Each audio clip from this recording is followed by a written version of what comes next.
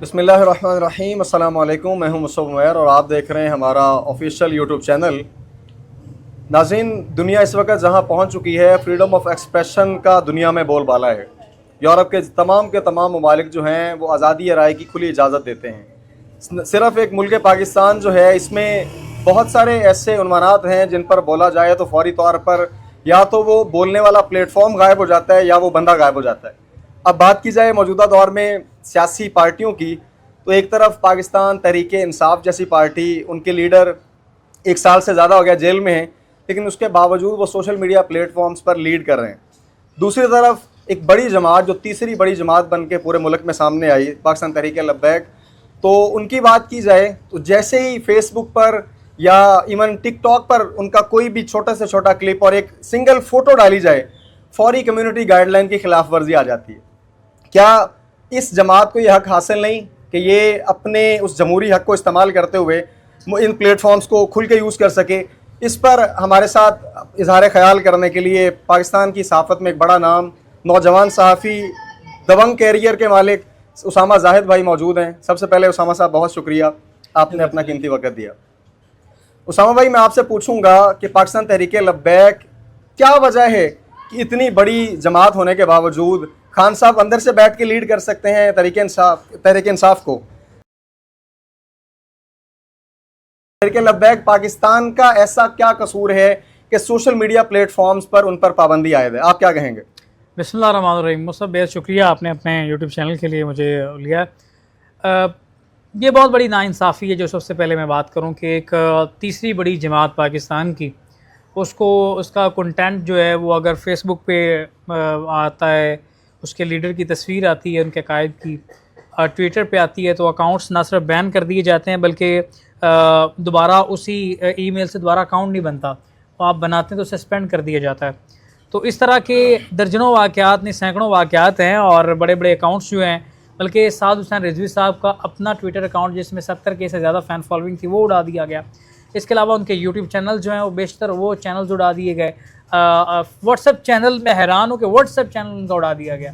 تو اس طرح کی ریسٹرکشن ہم نے دیکھی کہ بہت زیادہ تھی، لیکن جب اس کی ہم نے تحقیق کی ہے تو یہ بات ہمارے سامنے آئی ہے کہ یہ فیس بک میٹا کی طرف سے، یا میٹا جو ہے فیس بک انسٹاگرام ان کے ہاتھ میں ہے، میٹا کی طرف سے یہ کوئی پابندی نہیں ہے، ٹویٹر کی جانب سے کوئی پابندی نہیں ہے، بلکہ ایلن مسک سے ایک سوال کیا گیا تو اس نے کہا کہ کسی بھی قسم کی آرگنائزیشن یا کسی قسم کی کوئی پولیٹیکل جماعت یا کوئی ادارہ یا کوئی بھی چیز ایسی ہوتی ہے، اس کا بین کیا جانا وہ حکومتوں کے ہاتھ میں، ہمیں درخواست دی جاتی ہے، ہم اس کو بین کرتے ہیں، یہ ہمارے اختیار میں پورے کا پورا جو ایکشن لیا جا رہا ہے یہ گورنمنٹ کی طرف سے ہے۔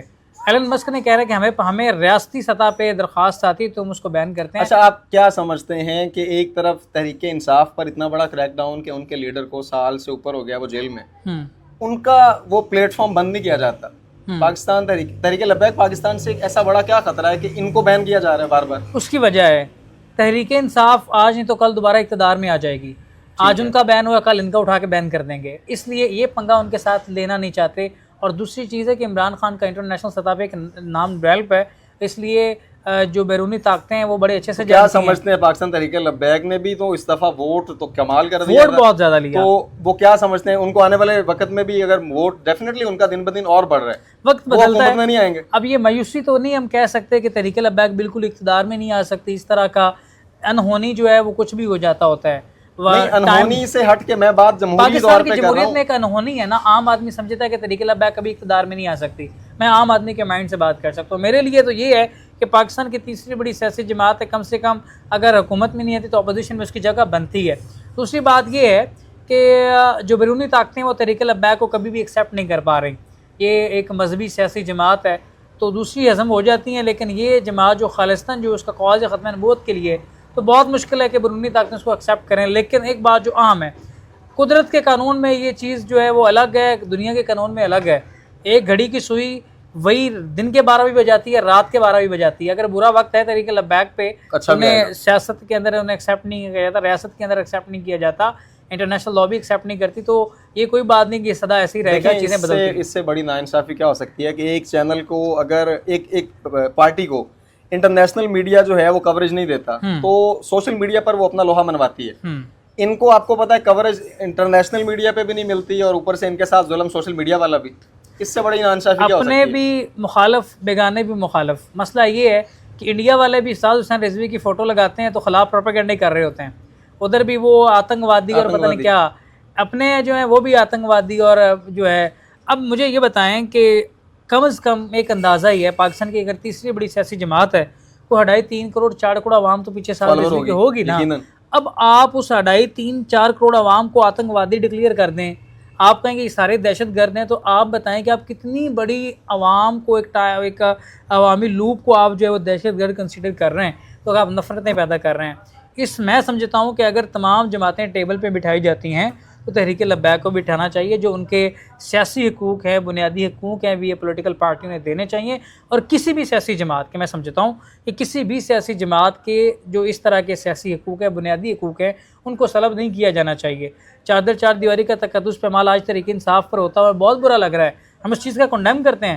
لیکن جب 2017-18 میں چلے جائیں جو تحریک انصاف کی گورنمنٹ میں تحریک لبیک پر ہوتا رہا, ہم اس کو بھی اگر سمجھتے ہیں کہ اگر آپ اس کو برا سمجھتے ہیں آپ کو پہلے اس کو برا سمجھنا پڑے گا. وہ بیس وہ غلط تھی جو عمران خان نے ڈالی. اگر آج ہم عمران خان سے اس بنیاد پر اظہار ہمدردی کرتے ہیں کہ اس کے پولیٹیکل ورکر اٹھائے جاتے ہیں, اس کی پارٹی کو بیان کرنے کی کوشش کی جا رہی ہے, اس کا انتخابی نشان لے لیا گیا, الیکشن کے اندر اس کا ووٹ چوری ہوا, تو ہمیں پیچھے بھی جانا پڑے گا, پیچھے بھی دیکھنا پڑے گا کہ زیادتیاں کر کے آئے ہیں. آپ نے بات کی ہے نا جی, یہ اسلامی سیاسی جماعت ہے یا مذہبی سیاسی جماعت ہے, تو اس حوالے سے ایک وقت گزرا ہے کہ جماعت اسلامی پاکستان کو بھی کوریج زیرو تھی. جب سے حافظ نعیم الرحمان صاحب آئے ہیں, ان کو امارت ملی ہے, تب سے آپ نے نوٹ کیا ہوگا دھرنا انہوں نے دیا ہے, یا اس کے بعد وہ جب بھی کوئی پریس کانفرنس کرتے ہیں یا جب بھی ان کی کوئی بھی ٹاک ہوتی ہے, مین سٹریم میڈیا کے بڑے چینل ان کو کوریج دے رہے ہوتے ہیں. یہ کیا وجہ ہے؟ اچھا, ایک وجہ ہے تحریک لبیک کے پاس ایکسپرٹس کی کمی ہے, یا کمی ہے یا وہ صحیح بندے وہ چوز نہیں کر پا رہے. اب بہت اچھے طریقے سے سوشل میڈیا پہ بھی کوئی ایسی چیزیں RDPs کا استعمال ہے یا دیگر, اس سے بہت زیادہ چیزیں ایسی ہیں کہ ریسٹرکشن کے باوجود اس کو کوریج دی جا سکتی ہے. لیکن تحریک لبیک کے پاس وہ اس طرح کے ایکسپرٹس بندے بھی لینے میں کامیاب نہیں ہو پا رہی.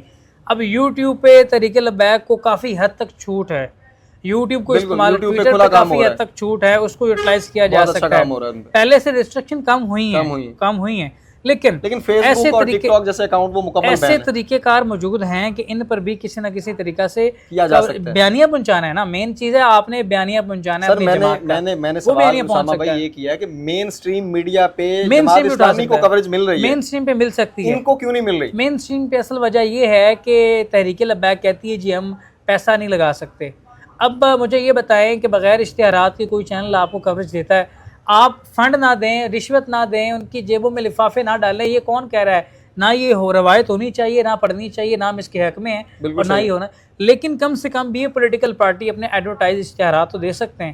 جماعت اسلامی پروگرامز اینکرز جو ان کے اچھے لگتے ہیں, جو ان کو لگتا ہے کہ وہ پروموٹ کر سکتے ہیں, ان کا بیانیہ صحافی کا کام ہے نا, بیانیہ گھمانا ہے, پوائنٹ نوٹ آؤٹ کرنا ہے. جو بیانیہ جی ایک سیکنڈ ذرا یہ اس بات کو کلیئر کرنا ہے, پوائنٹ آؤٹ کر سکتے ہیں, وہ ان کے پروگرام سپانسر کرتی ہے جماعت اسلامی, چینلز کو ایڈورٹائز دیتی ہے, ان کے آنے والے صحافیوں کو رسپیکٹ دیتی ہے. ان کا کوئی بھی کارکن آپ کو صحافی کے ساتھ بدتمیزی, آپ تنقید بھی کر کے دیکھ لیں جماعت اسلامی پر, منظم جماعت ہے. ہاں وہ منظم جماعت ویسے وہ ان کی ہے.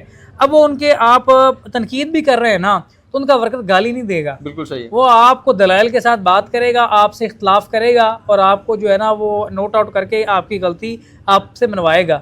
اور آپ اگر واقعتاً آپ سے غلطی ہوگی تو آپ کو اس دلیل کے ساتھ منوائے گا کہ آپ مانیں گے. جمعیت علماء اسلام کے تھوڑے سے اگریسو ہیں, لیکن وہ بھی بدتمیزی کے لیول پہ نہیں آتے. میں نے ساتھ رضوی صاحب سے بات کی تھی کہ آپ کے ورکرز کی جو بیشتر تعداد ہے وہ گالم گلوچ اور اس طرح سے صحافیوں سے نالاں, کتنے صحافی آئے تحریک لبیک میں, وہ ناراض ہو کے چلے گئے.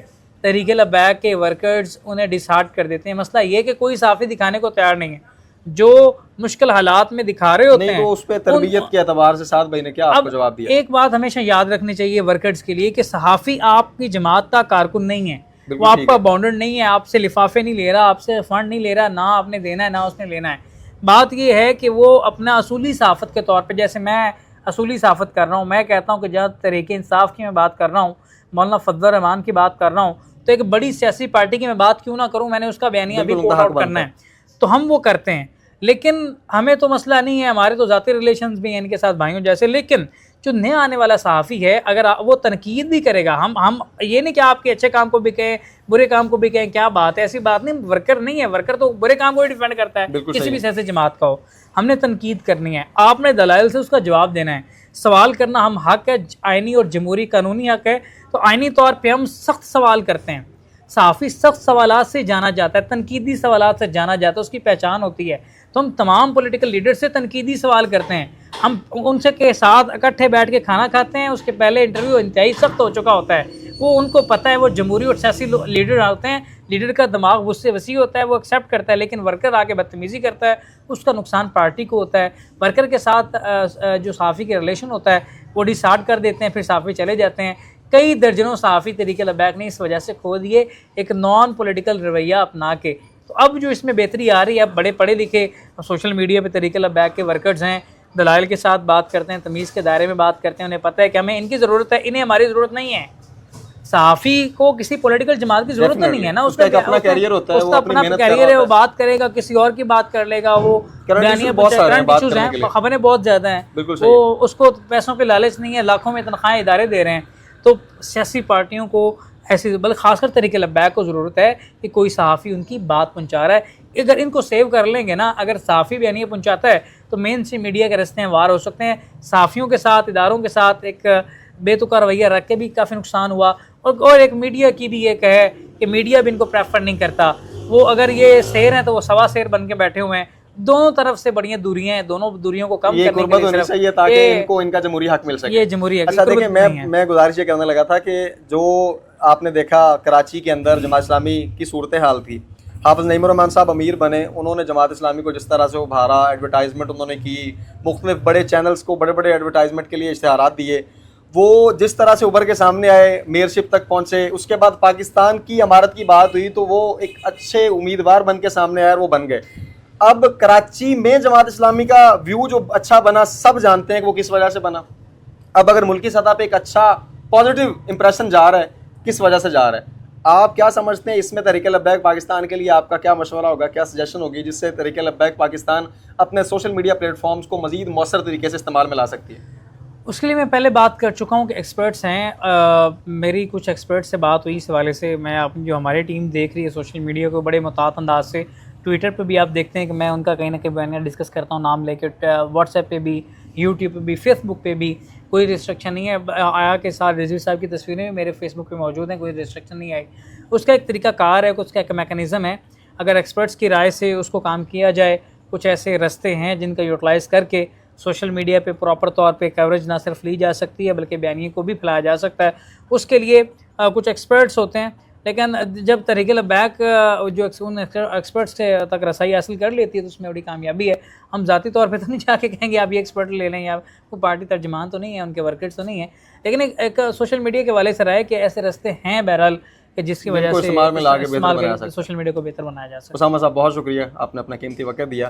ناظرین, بنیادی طور پہ جتنی بھی بڑی سیاسی جماعتیں ہیں سب کا یہ حق بنتا ہے کہ وہ ان کو سوشل میڈیا پلیٹ فارمز پہ کھل کے لایا جائے, ان کے بیانیے کو سنا جائے اور ان تک عام عوام کی رسائی ممکن ہو جو ان کے فالورز ہیں. اپنا بہت سارا خیال رکھیے گا, آئندہ ملیں گے انشاءاللہ ایک نئے ولاگ کے ساتھ. تب تک کے لیے السلام علیکم.